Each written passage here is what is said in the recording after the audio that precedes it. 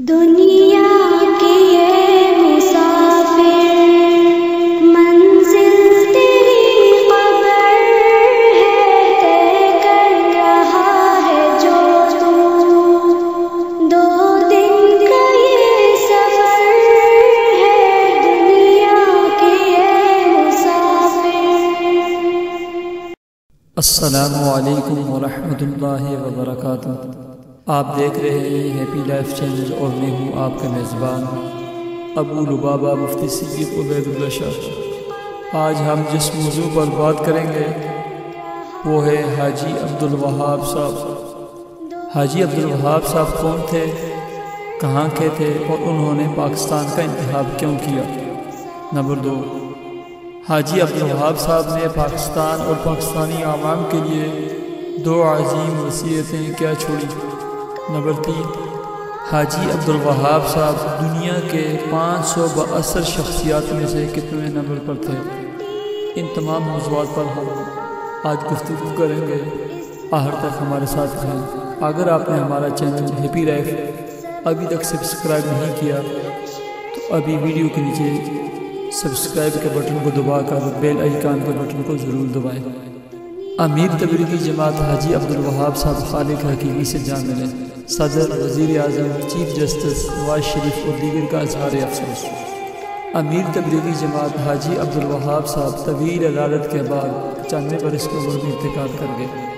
ان کی نماز جنازہ رائیگڑھ تبلیغی مرکز میں مولانا نذر الرحمن صاحب نے پڑھائی، جس میں ممتاز عالم دین مولانا طارق جمیل، مولانا فضل الرحیم اشرفی، مولانا اسد عبید اللہ، مولانا مجیب الرحمن انقلابی، ڈاکٹر فرید پراچا، حافظ ادریس سمیت سیاسی و مذہبی شخصیات، علماء، مشائخ، دینی اساتذہ، طلباء، تمام مکتبہ فکر سے تعلق رکھنے والے ملک بھر سے ہزاروں افراد نے شرکت کی۔ کراچی سے جنازے میں شرکت کے لیے کراچی ایئرپورٹ پر سمندر امڑ آیا اور انہوں نے 40,000 میں فضائی ٹکٹ خریدا۔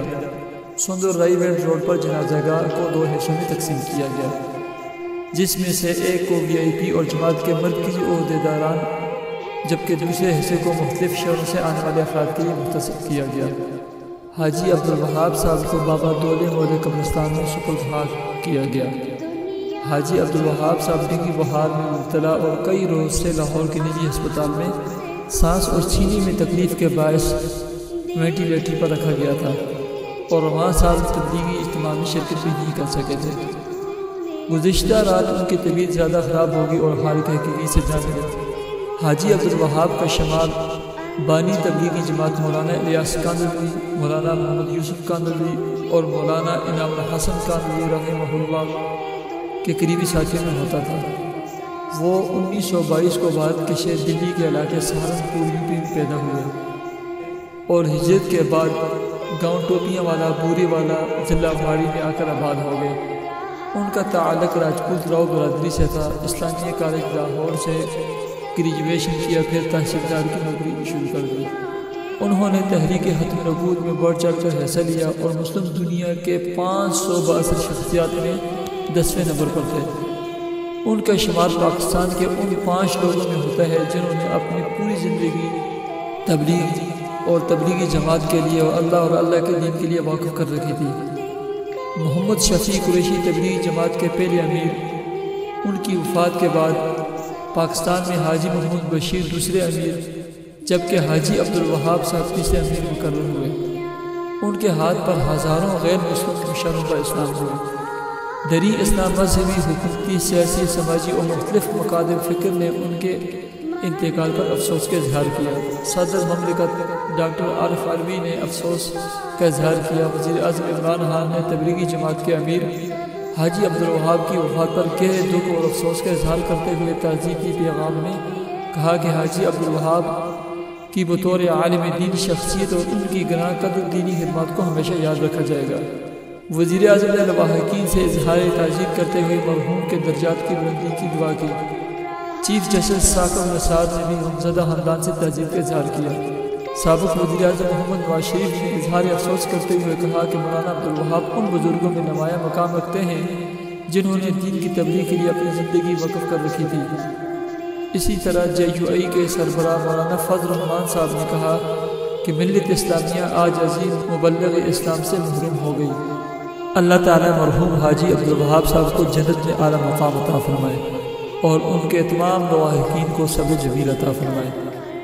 حاجی عبدالوہاب صاحب کی آخری وصیت۔ نماز جنازہ کے وقت اجتماع گاہ کے ممبر پر مولانا فہیم صاحب نے حاجی عبدالوہاب صاحب رحمۃ اللہ علیہ کی آخری وصیت پڑھ کر سنائی، جس کے الفاظ یہ ہیں: مجھ سے تعلق اور محبت رکھنے والے تمام احباب کو میری یہ وصیت ہے کہ اپنی سوچ و فکر اور استعداد و صلاحیت کو دین کی اس محنت کی سرسبزی شادابی کے لیے صرف کریں۔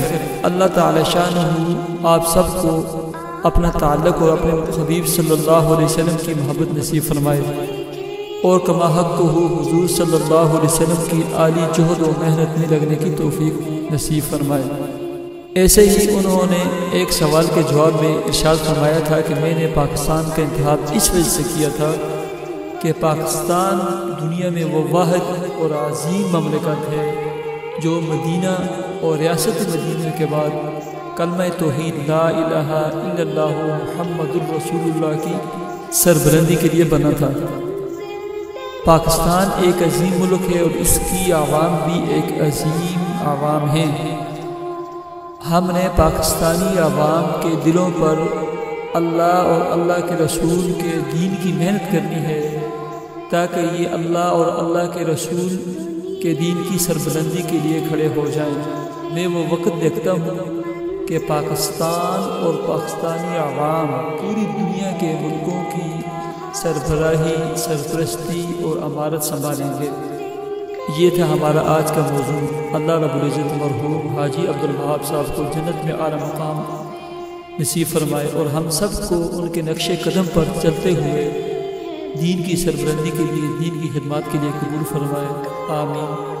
ہمارے چینل ہیپی لائف کو ضرور سبسکرائب کیجیے، اپنی قیمتی رائے اور مشورے کے لیے ہمیں کومنٹس کیجیے اور دکھی انسانیت کی خدمت کے لیے ہمارا ساتھ دیتے ہوئے ہمارے پیغام کو آگے نشر کیجیے۔